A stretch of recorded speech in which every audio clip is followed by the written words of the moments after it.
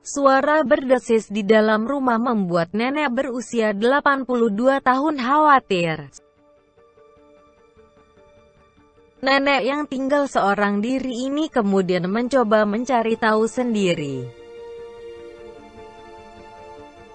Kekhawatiran si nenek ternyata benar terbukti.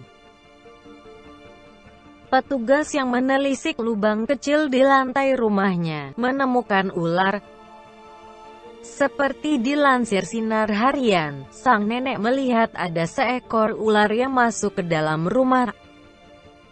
Awalnya dia mengira ular itu tersesat. Dia melihat ular itu masuk ke rumahnya dan keluar kembali. Menurut anak Siti Halimah, Moh Salihin Asmawi, dia menerima panggilan telepon dari ibunya. Kemudian Asnawi menelepon Angkatan Pertahanan Publik Malaysia. Siti Halimah memberitahukan bahwa ada satu lubang kecil di dalam rumah kepada APM.